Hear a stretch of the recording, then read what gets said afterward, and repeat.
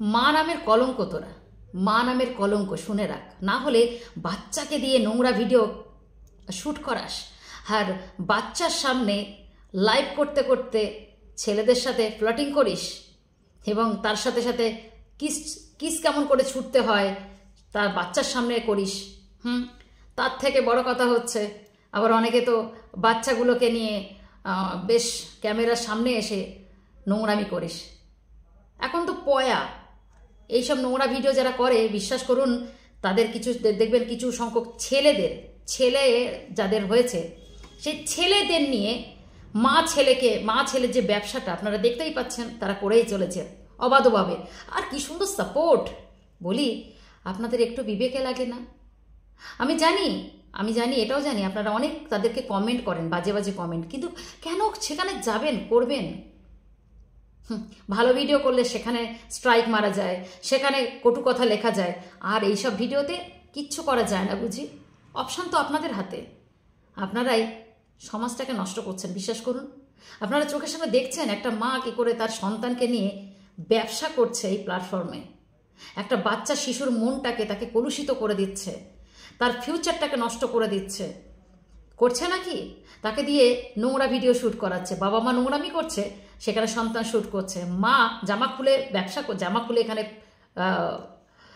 Video করছে, বাচ্চাকে দিয়ে শ্যুট করাচ্ছে। আর কিছু সংখ্যক ছেলেদের নিয়ে আবার এখানে বোঝাই যায় না যে বাবা মা কি ছেলে, এমন আপনারা বলুন তো এই সন্তানটার ফিউচারটা কি?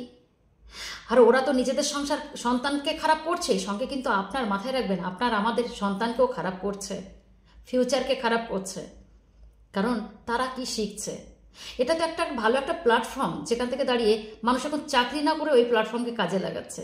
তাহলে এই প্ল্যাটফর্মটা তো ইন ফিউচার আমাদের যারা রয়েছে নেক্সট জেনারেশন, তারাও তো এটাকে ধরবে।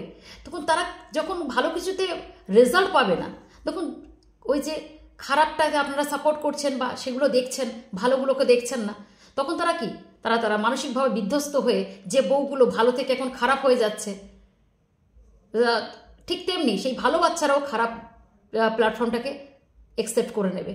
তো এটাতে কিন্তু আপনারও ক্ষতি হচ্ছে। তাই দয়া করে এই সে মা ছেলেকে আড়ালে নিয়ে যারা মা ছেলে ব্যবসা করছে বা সন্তানকে নিয়ে যারা ব্যবসা করছে, এদেরকে নিয়ে প্রোটেস্ট করুন, প্লিজ প্রোটেস্ট করুন।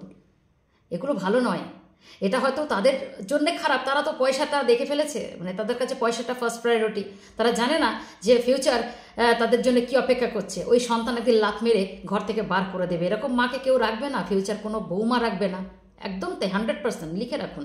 আর সেকেন্ড হচ্ছে যে বাচ্চাদেরকে এই কাজে ব্যবহার করছে, সে বাচ্চারা যখন ওই ব্যবসা করবে আর বুড়ো বয়সে তাদের যে কি পরিণতি হতে চলেছে এরা সেটা ভাবেই না। আপনি তো ভাবতে পারেন বা আপনারাও ভাবতে পারেন, প্লিজ ভাবুন, ভাবার সময় এসে গেছে। আপনি যদি চান আপনার ঘরের সন্তানটা ভালো কিছু শিখুক, জানুক, তাহলে দয়া করে এগুলোকে সাপোর্ট করবেন না। আপনার ভালো লাগাকে আপনি প্রায়োরিটি দিচ্ছেন, ঠিক আছে, আপনার ভালো লাগে, এগুলো দেখতে ভালো লাগছে, কিন্তু এটা আপনার জীবনের কাল না হয়ে দাঁড়ায়। আশা করছি বোঝাতে পেরেছি। ভালো থাকবেন, সুস্থ থাকবেন। এদের তো লজ্জা নেই, আপনারা এদেরকে অ্যাভয়েড করে এদের জায়গাটাকে একটু বুঝিয়ে দিন।